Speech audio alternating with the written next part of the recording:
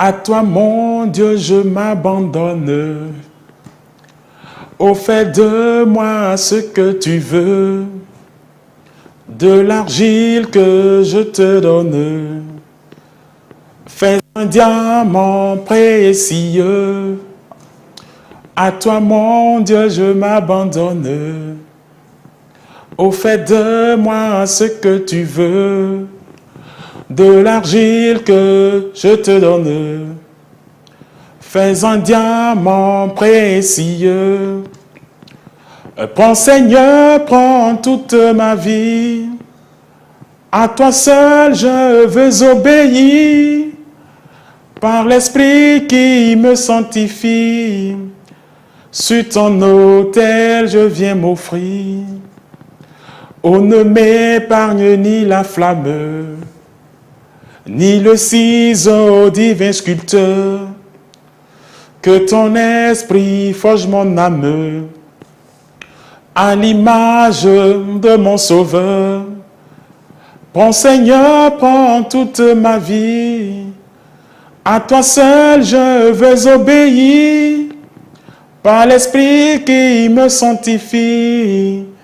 Sur ton autel, je viens m'offrir. Bonsoir, chers téléspectateurs. C'est avec un réel plaisir que je suis encore en votre compagnie. Vous suivez bien entendu votre émission. Et si on lisait un numéro spécial, nous allons faire bien entendu la conclusion de notre premier livre, le livre de l'auteur Mohamed Sanogo, qui a pour titre « Je suis une personne heureuse, mon secret ». Nous avons déjà évoqué les 6 premières clés. Aujourd'hui, nous allons bien entendu terminer avec la 7e clé qui a pour titre « L'amour est la clé pour avoir une révélation de Dieu ». Mais c'est intéressant parce qu'on termine intéressamment, on termine très bien. Je vous invite tout simplement à vous installer confortablement parce que ça sera aujourd'hui quelque chose d'assez spécial. On se retrouve juste après le générique.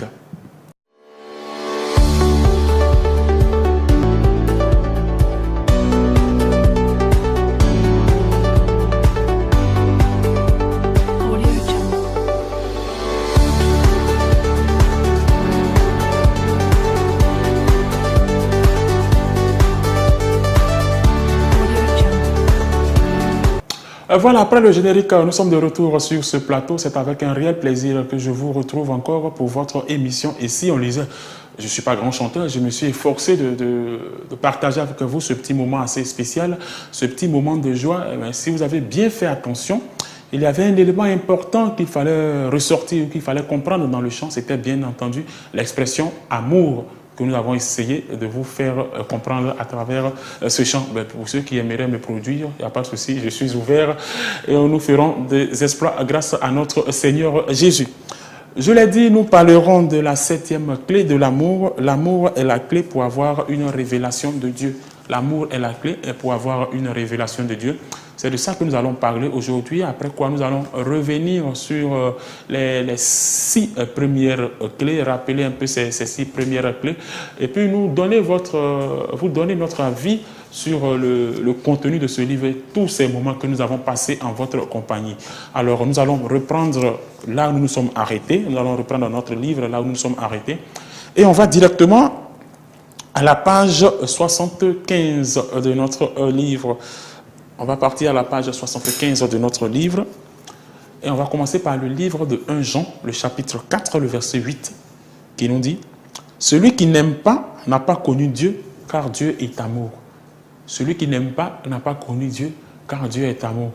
J'ai tout de suite envie de dire qu'à partir de cet extrait du livre de 1 Jean, le chapitre 4, le verset 8, on n'avait même plus besoin de continuer la lecture, parce que ce seul verset-là rassemble tout ce dont nous avons parlé depuis le début de notre épisode ou depuis le début de cette émission.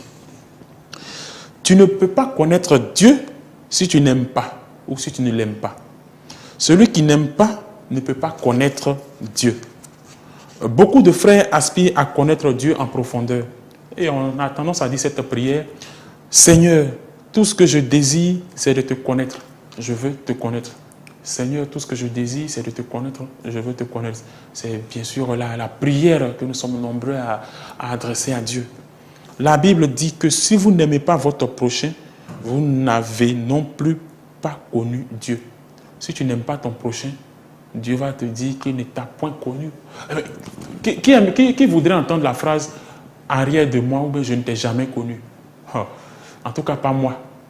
Pas moi, je ne peux pas avoir été au service de mon Seigneur Jésus, dans mon église, dans cette émission pour servir Dieu, servir notre Seigneur Jésus.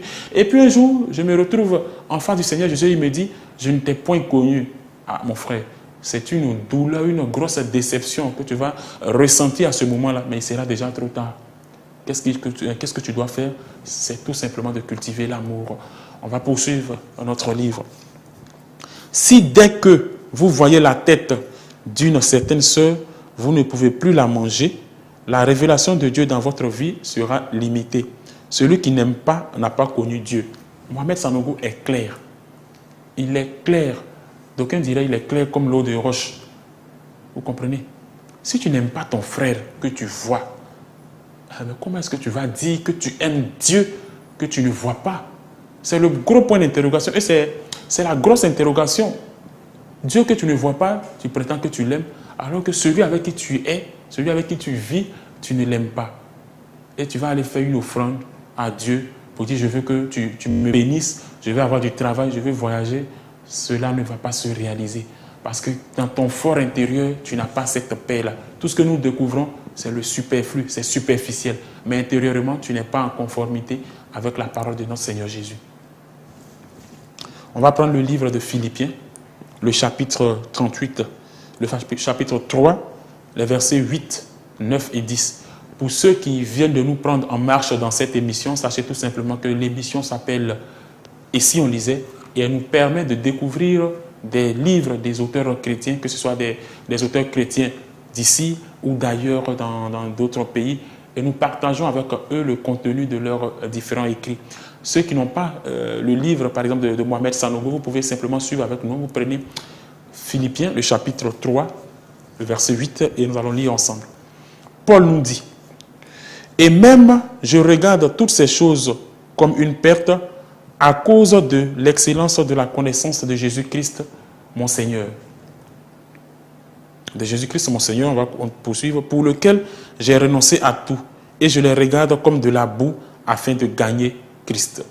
Il regarde tout ce qui, on va dire dans le jargon, moi je regarde tout ce qui est autour de moi comme de la boue. Je ne considère pas ça. La seule chose qu'en tant que chrétien, je considère, pour laquelle je dois me battre, c'est le royaume des cieux.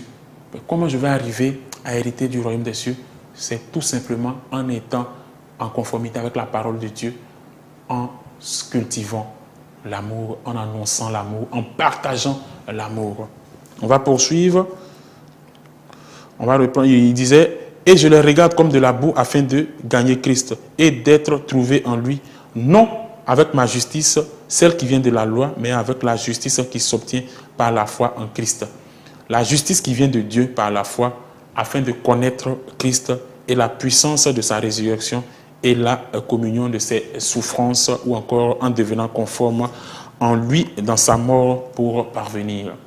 Voici ce que nous dit l'apôtre Paul qui s'adressait aux Philippiens. Vous comprenez? Le plus important aujourd'hui pour l'apôtre Paul, pour nous, pour toi, c'est la seule chose qui est l'amour. L'amour avec A, avec M, avec O, avec U, avec R. 5 lettres.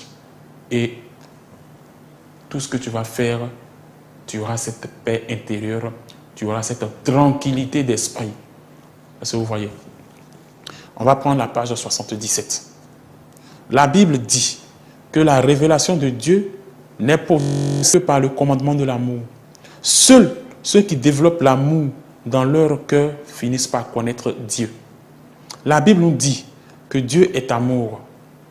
Ainsi, pour connaître Dieu et voir qui il est, il faut aimer parce que c'est sa nature. Dieu lui-même, il aime.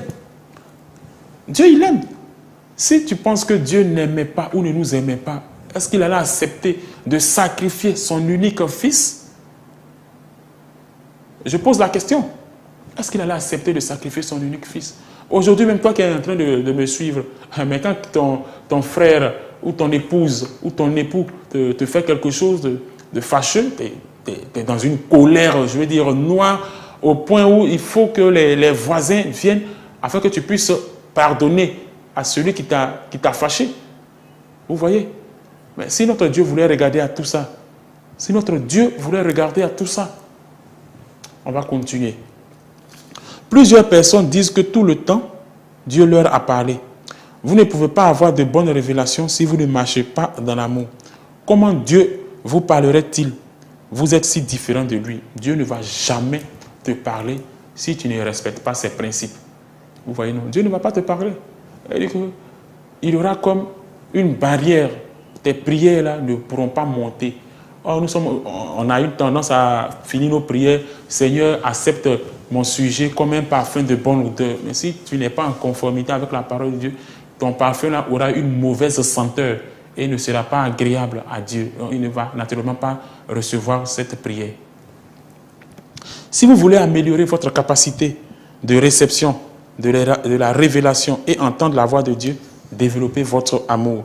Apprenez à être patient avec les autres et à être doux. Il y a des personnes qui ne sont pas douces. Elles ont un tempérament tellement chaud qu'on a peur de les approcher. Et pourtant, elles se disent chrétiennes.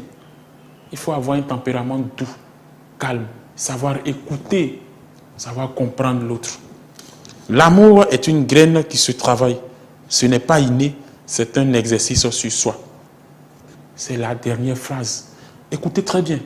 Je vais prendre le temps de me répéter. L'amour est une graine qui se travaille. Ce n'est pas inné, c'est un exercice sur soi.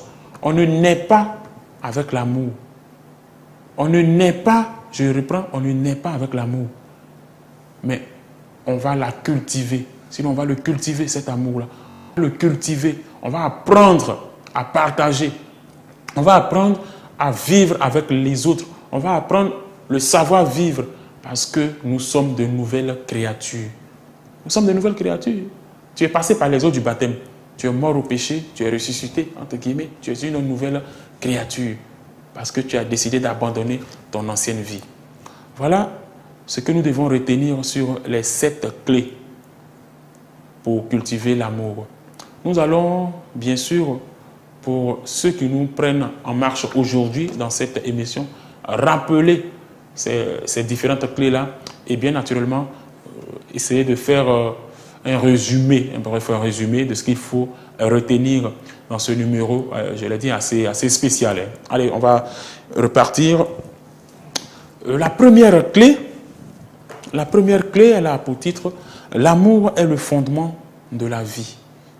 L'amour est le fondement de la vie. Cela veut simplement dire quoi? La base, vous savez, quand on construit une maison, on pose ce qu'on appelait les fondements. On va commencer par creuser, poser le béton, des briques, faire la fondation. Et ensuite, poser les petites briques les unes sur les autres pour qu'on puisse avoir un bâtiment, pour qu'on puisse avoir un toit sur lequel nous allons dormir. C'est la même chose. La Bible ne dit-elle pas que car Dieu a tant aimé le monde qu'il a donné son Fils unique afin que quiconque croit en lui ne périsse point, mais ait la vie éternelle. Jean 3, verset 16. C'est ça. Tout est axé, tout est basé, tout part de l'amour. Raison pour laquelle Mohamed Sanogo dit l'amour est le fondement de la vie. L'amour nous garantit le succès dans notre marche avec le Seigneur Jésus. Le deuxième élément, ou si vous voulez bien, la deuxième clé, l'amour éclaire les sentiers de notre vie ou de votre vie. Tu vas marcher dans des chemins obscurs. Quand tu prends ou quand tu empruntes une voie obscure, tu as naturellement besoin de lumière. Tu as besoin de lumière parce que tu sais que le chemin que tu as emprunté, il est obscur. Tu ne pourras pas voir. Mais de quoi as-tu besoin pour que ce chemin-là soit éclairé? Tu as besoin de la lumière. Tu as besoin de la lumière. Pour nous, chrétiens, cette lumière dont nous avons besoin, c'est la parole de notre Seigneur Jésus. Et c'est à travers cette parole-là que nous allons comprendre que nous devons cultiver l'amour, nous devons cultiver la paix, nous devons cultiver l'entente, l'harmonie, la cohésion, la fraternité, la concorde. Vous pouvez encore chez vous à la maison vous exercer à trouver plusieurs autres qualificatifs de l'amour. La troisième clé que nous allons rappeler, l'amour est le fondement de tous les autres commandements. Nous connaissons tous les 10 commandements. Vous savez, mais notre Seigneur Jésus insiste sur un fait. Tu aimeras ton Dieu. Comprenez? Ou encore, aime ton prochain comme toi-même. Ou honore ton père et ta mère. Mais si tu dois honorer ton père, si tu dois honorer ta mère, si tu veux les honorer, il faut que toi, tu puisses savoir que c'est eux qui t'ont donné la vie. Et donc, tu dois cultiver avec eux l'amour. Sans cet amour-là, tu ne vas jamais, jamais, jamais comprendre le sens des 10 commandements de notre Seigneur Jésus. Ça, c'était la troisième clé. La quatrième clé, dont nous avons parlé également, l'amour est un signe distinctif. L'amour est un signe distinctif. Vous voyez, quand, par exemple, vous voyez cet insigne que je vous présente maintenant, quand vous voyez cet insigne, on sait tout de suite qu'elle appartient à votre chaîne de télévision, à la télévision francophone chrétienne. Nulle part ailleurs, cet insigne-là ne va appartenir à une autre structure. Vous comprenez? Elle appartient à la télévision francophone chrétienne. C'est l'identification de la télévision francophone chrétienne. C'est le signe qui permet de distinguer la télévision francophone chrétienne des autres télévisions. C'est ainsi que nous, pour que nous puissions être différents des autres et que les autres puissent copier sur nous, nous devons faire cultiver l'amour et faire de l'amour notre quotidien.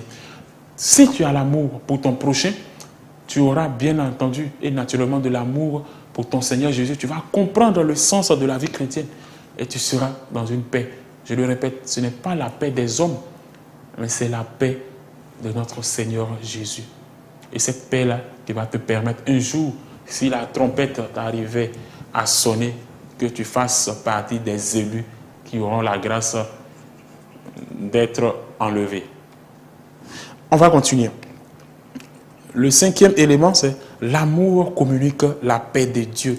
Ce qui est intéressant avec le livre de Mohamed Sanogo, c'est que les éléments que nous citons au fur et à mesure sont indépendants les uns des autres. Ça veut dire quoi? Ça veut dire que si tu n'as pas cultivé l'amour quelque part, tout ce dont tu as besoin, ce que tu souhaites avoir, tu ne pourras pas l'obtenir devant Dieu. Est-ce que vous comprenez? Quand il dit l'amour communique la paix de Dieu, la paix de Dieu, c'est quoi? Moi, je me dis quoi? La paix de Dieu, c'est bien sûr être dans une certaine aisance, une certaine tranquillité dans sa vie spirituelle. Aujourd'hui, si tu as la paix avec Dieu, tu as tout gagné. Tu as tout gagné, mon frère. Tu as tout gagné, ma soeur. Tu as tout gagné. Toi qui es en train de me suivre. C'est la seule chose qui puisse nous permettre d'être dans une joie immense et de permettre à ce que notre joie puisse atteindre un certain paroxysme. Parce que vous comprenez, le niveau le plus élevé de la joie, on ne peut que l'avoir quand on sera avec notre Seigneur Jésus. Imaginez les anges dans les cieux, comment ils sont en joie quand nous chantons les louanges de notre Seigneur Jésus. Imaginez un peu, à plus forte raison, notre Seigneur Jésus qui ne sera pas fier de nous. Vous connaissez l'histoire de Job. Le Seigneur Jésus était fier de Job. Cela a amené même notre Seigneur Jésus à dire à notre ennemi commun, le diable, d'aller toucher quelque part, d'aller porter atteinte entre guillemets à la vie de Job. Job a souffert, mais l'amour que Job avait pour notre Dieu, pour Jésus-Christ, a fait que Job n'a pas maudit, ne s'est pas détourné du chemin divin. Et Job a eu doublement, il a été béni doublement par rapport à ce qu'il avait déjà. C'est de ça qu'il s'agit. Le sixième élément, l'amour est la clé pour la réalisation des promesses divines. L'amour est la clé pour la réalisation des promesses divines. C'est quoi les promesses divines? Nous avons aujourd'hui tendance, quand nous venons dans les églises, à dire « Seigneur, si tu me donnes telle chose, je ferai ça pour toi. Si tu me donnes ça, je ferai ça pour toi. Si tu me donnes ça, je ferai ça pour toi. » Mais notre Dieu, tellement sensible à nos prières, il nous octroie ces choses et puis derrière, nous lui tournons le dos. Mais il ne faut pas qu'on soit étonné. Il ne faut pas qu'on soit étonné que ce que nous avons demandé, on va en bénéficier 2 jours, 2 années, 3 années, après quoi on va perdre. Et on va accuser les autres alors que c'est nous-mêmes. Notre Dieu, si vous ne le savez pas, je le dis, notre Dieu est un Dieu jaloux. Il est un Dieu jaloux. Il n'aime pas partager. On a tendance à dire un pied dedans, un pied dehors, c'est dehors. comprenez? Ça veut dire que si tu n'es pas avec Dieu, ou tu n'es pas avec Dieu, c'est que tu n'es pas avec Dieu.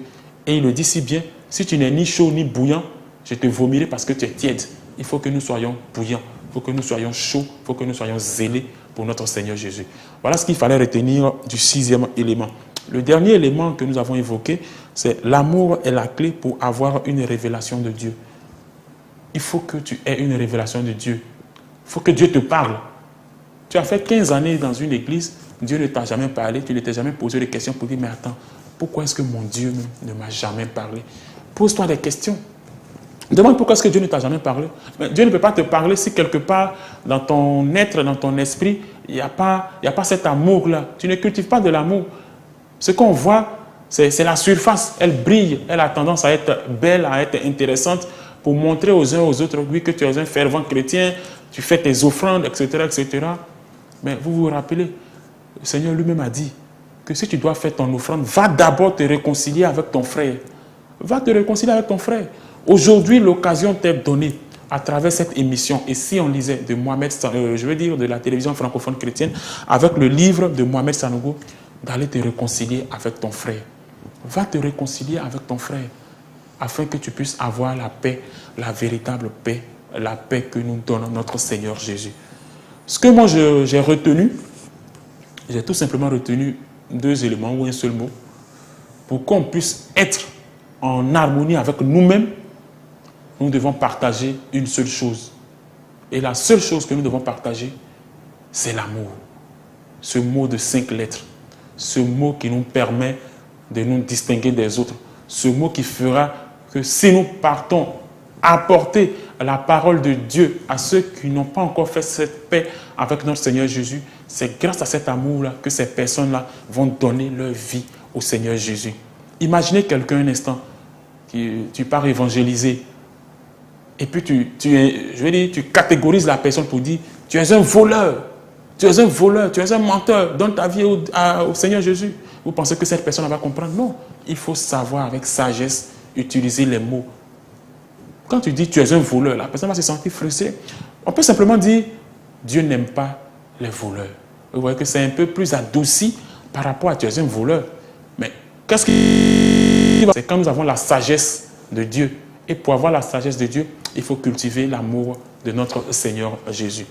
Je vous invite, bien sûr, à vous procurer ce livre, cet ouvrage que j'ai eu l'honneur de parcourir avec vous durant ces jours. Ça a été vraiment un grand plaisir. C'est un ouvrage de 83, ou si vous voulez bien, on va dire 86 pages, un ouvrage de 86 pages. Et ce n'est pas le seul livre de Mohamed Sanogo, il en a fait plusieurs. Nous aurons peut-être l'occasion de revenir encore dans un autre numéro, vous parler peut-être d'une autre œuvre ou une autre production de cet auteur. Mais ce qui est intéressant, il faut avoir retenu l'essentiel. L'essentiel dans cet épisode, dans ce numéro, dans votre émission, c'était bien sûr de comprendre l'importance des 7 clés de l'amour. Les clés dont nous a parlé Mohamed Sanogo. Pour ceux qui n'ont pas eu l'occasion d'être avec nous en début d'émission, il a subdivisé son livre en plusieurs catégories. Au sommaire, nous avons dans un premier chapitre le secret, son secret à lui. En second chapitre, le commandement du bonheur. Le 3e chapitre, le secret en pratique. Et puis le 4e chapitre, c'était 7 raisons pour lesquelles je dois aimer. Et nous avons été très heureux d'être en votre compagnie. Un merci assez particulier à toute l'équipe de production de votre télévision francophone chrétienne. Et vous d'ici ou d'ailleurs qui nous suivez, je serai également très heureux, comme ça a été le cas de ces nombreux internautes qui nous ont répondu via notre page Facebook. Vous êtes libre de nous envoyer vos commentaires sur cette émission. Posez les questions que vous souhaitez, ce que vous voulez comprendre, et nous ferons l'effort de répondre à ces questions-là. J'ai eu beaucoup de plaisir à être en votre compagnie dans ce numéro de votre émission. Et si on lisait, on rappelle que nous avons étudié le livre de Mohamed Sanogo qui a pour titre « Je suis une personne heureuse, mon secret ». J'aurai encore cette immense joie, cet immense plaisir et surtout cet insigne honneur de vous retrouver dans un autre épisode, dans un autre numéro, toujours même heure, pour bien sûr parler livre mes livres spirituels dans votre émission Ici on lisait. Bonne suite de programme et que la paix, l'amour et la grâce de notre Seigneur Jésus soient notre quotidien. Shalom.